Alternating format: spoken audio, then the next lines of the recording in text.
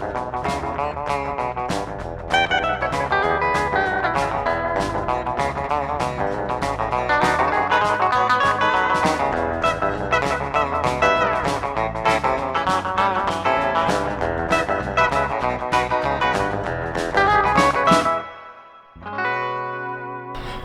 guys, Willie here at The Great Outdoors. Man, let me tell you, yesterday, back when all my troubles seemed so far away, now it looks as though they're here to stay. How I long for Saturday. Today is Sunday, and yesterday I took an extremely long ride on a Honda Monkey. And it had been brought up that the red and white monkey doesn't get seen very often, and it's kind of just because the red and white monkey has been my around town bike, and the blue and white monkey, it seems to have a little bit longer legs and can go a little faster, so I tend to take it on the longer trips. Well, yesterday I decided red and white monkey needed to go out, or alias Monkey Do, depending on what time frame you remember the red monkey coming into my life. Blue and white was Monkey See and red and white was Monkey Do. Just got a lot easier to call them blue and red. So I decided I was going to go very far from here. I put about probably 260 miles. I was doing the math earlier with a couple of gas stops and that kind of thing. I probably went about 260 miles on the red and white monkey yesterday. Now Virginia is for lovers is what they say, but it's for lovers who love to go 55 and over. So anyway, I videoed the entire thing. I went fishing. I went to a fish hatchery where actually I had met Andy at one time, and we went fishing up there, and I didn't even get a bite at the fish hatchery. That's kind of sad, to be honest with you, when you can't catch a fish at a fish hatchery. I'm really going to go out on a limb here and hope that it's the fish hatchery is the problem and not me. So I generally catch fish everywhere I go, but not even a hit. Nothing. So anyway, again, I videoed all this. I tried a new microphone setup out where I actually had my microphone mounted inside my helmet and I could talk to you guys while I was driving. A lot of people seem to be doing that these days. A lot of the cross-country motorcycle people do that, and they have several episodes based on one trip. I've thought about doing that myself.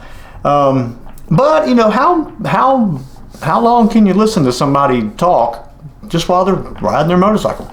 I mean, I can talk to you just sitting right here. I can get on a treadmill and run. That would last about 13 seconds, and I could talk to you then, and it would start out like this, and then the last part of it would be, I think I'm dying. And then there would be silence and nothing but a camera filming. But regardless, I filmed the entire thing. It was a nice ride, aside from having to really have the throttle buried and running about 55. Red just is not long-legged. I don't understand. I don't know what the difference is. I adjusted clutches. I put air in the tires. I did everything I could do to try to make Red keep up. But Blue just surpasses Red for whatever reason. I don't understand. It's kind of weird.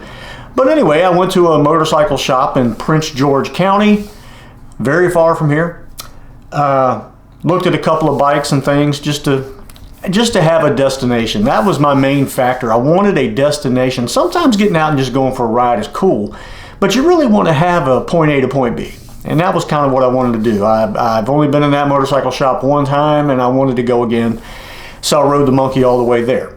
Now, when I told some of the people that I had ridden the Monkey from Newport News all the way to Prince George County, I got a lot of big eyes. One of those. You're kidding. Nope, I'm not. Again, one of the most comfortable motorcycles you could ever sit on. I got a question that I was going to answer. And it's an important question. It came in a comment, and I asked this gentleman, Josh, let me see if I get it right. Josh Pedersen? I hope I'm saying that right. Josh Pedersen. I'm pretty sure I got the Josh part right. My old English teacher would be happy that I got that right. But it looks like Josh Pedersen. I got a question, and it was a type of question that I figured maybe a lot of you may have So I thought it would be better to try to answer that question in an episode as opposed to trying to give him a 6-foot paragraph of why in this kind. Let's just go to the question here and then maybe you'll have a better understanding. It says, Willie, what would you recommend for a vintage crappie rod and reel, closed face? Now you're getting into something. First off, let me go on line as saying that I'm thirsty.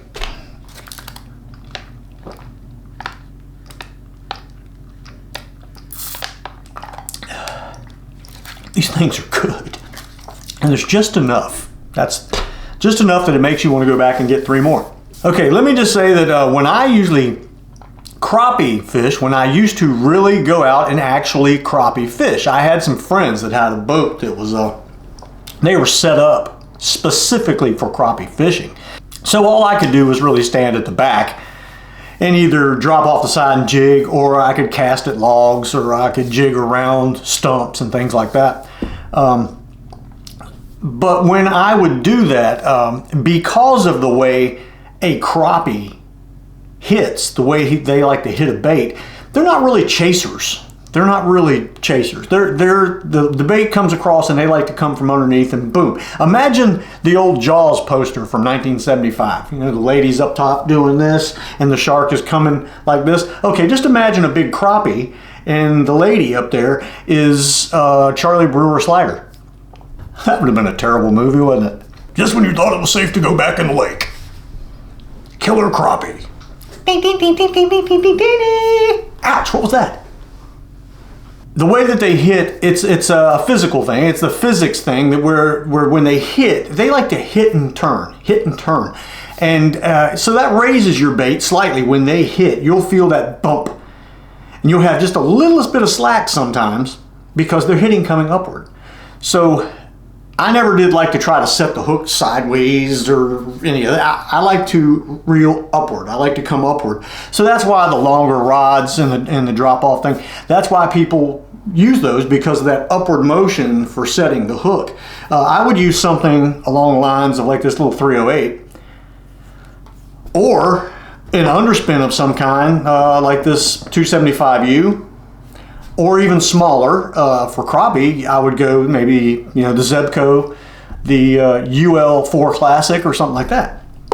So that was how I personally, if I was crappie fishing, that is what I would have used. Something that I could lift upward with. Now, what Josh asked about was a closed face, like a 170 Abomatic, or here's even a Century 115, or even, dare I say, a 100B Century. Something like that. Can you use those? Yes, you can. But just remember, you're going to be setting the hook kind of coming upward with it, which you would kind of do with any fish, but with the crappie, sometimes you just have that little gap where a bass tends to hit hard and veer off the other direction, so you're kind of setting to the side, that kind of thing. At least with a upright style spin cast reel. But if you're open to this kind of thing, you can also go with an underspin style closed face reel, like an 1810, a Shakespeare 1810. Okay, you can put this on a fly rod. Now, you mentioned vintage rods. Shakespeare did make their own rods for these things, the Wonder rods that had a longer forearm, very reminiscent of the front half of a, say, fly rod, but not the back half. Fly rods are cut off there at the back half. But if you're looking for a vintage rod, then you'll probably want to look for something Shakespeare Wonder rod that was built specifically for these underspin reels that they made, like the 1810, or did I have another one out here somewhere? Did I? So Shakespeare had a few, and I mean a few. They had quite a few underspins. They were very happy with their underspin style reels. You have this guy here, which is a noise making machine. It is, I gotta get the numbers right. 1755 is what this guy is here, underspin. Looks very, you know, you can see where the design came from with your 1810. This is a 1971 1810, so you can go, these go back much earlier. The 1810, personal opinion, and things like this one right here, the 1756, which is very much just like the 1810. It kind of works the same way. They work really well. A little bit of a learning curve. You have no button. The switch has to be flipped forward. You kick backwards, that releases the line. You cast, it hits the water, it drops. You flip your switch backwards to keep it from going back again. And there's a little bit to that. So you asked what I would look for, what I would use.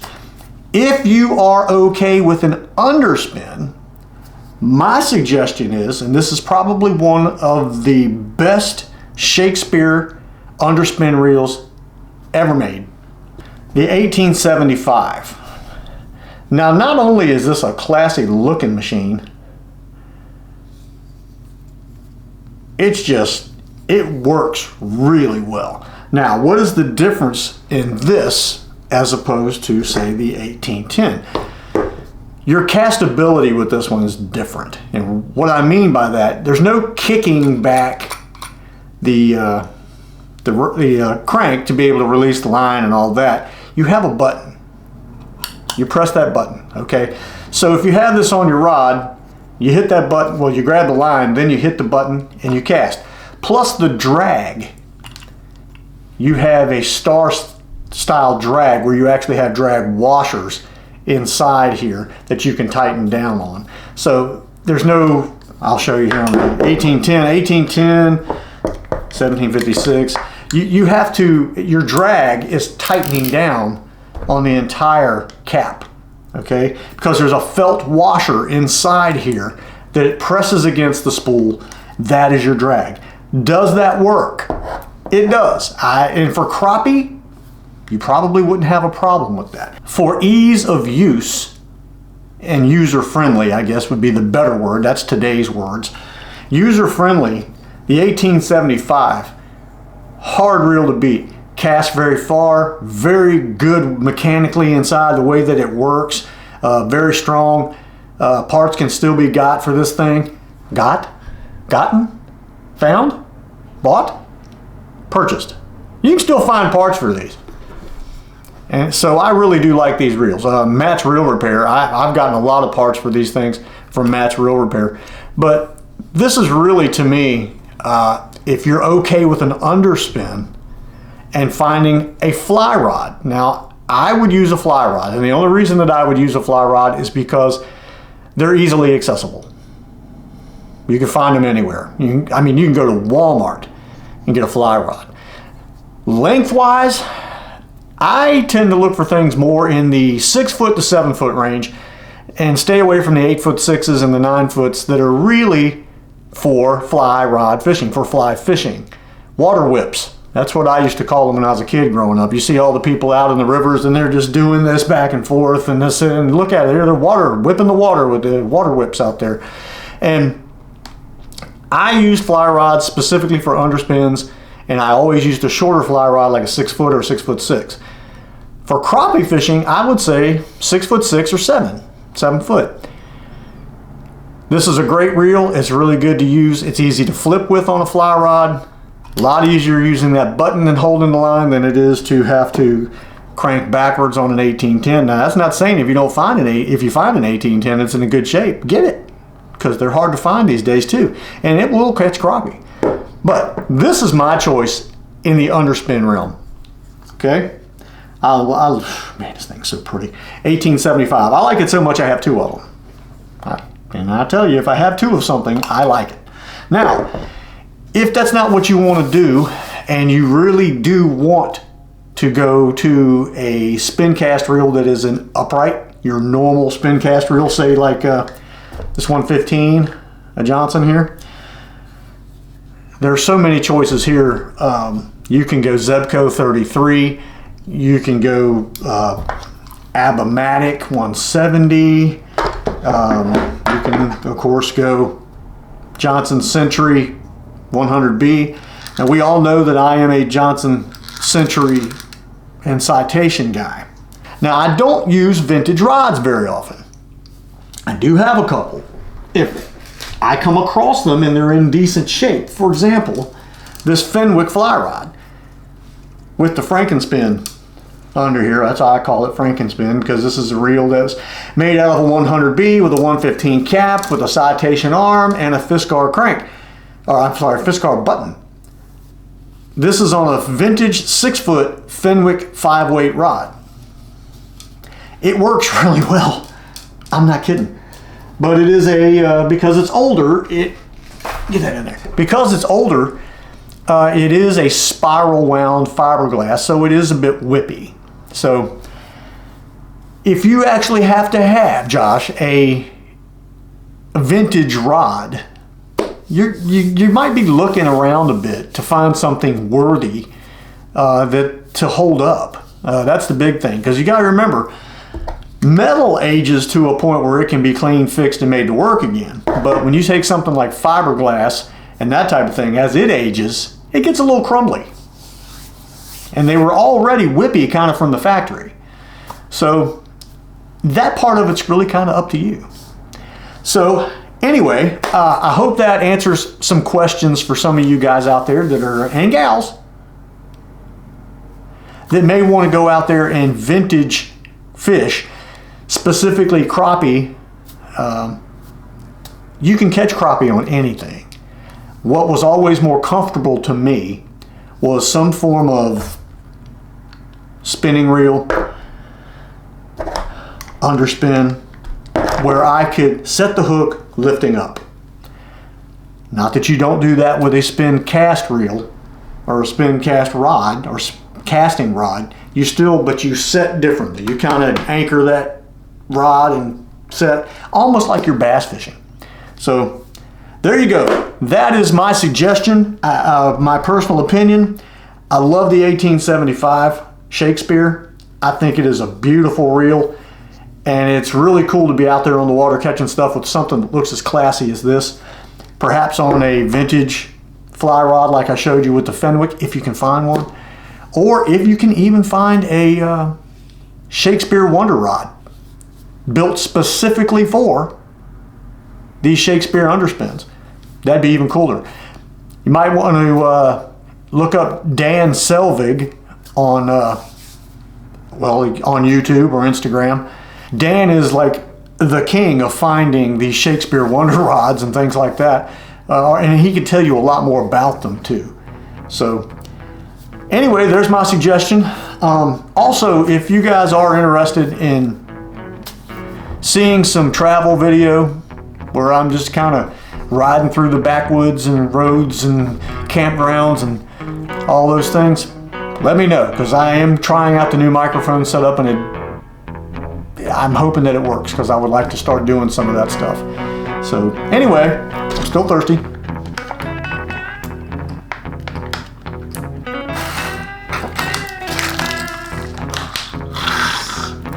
Oh yeah, I'm gonna need at least 2 more of those. Thank you guys for watching. We'll see you on the next one, as soon as I think of whatever the next one's gonna be. Keep sending me questions, because I can do this all day. I can go all night. I can just stop this video, start a whole new one. Ask me about cats. I can tell you about mine. He's more like a dog than a cat, really.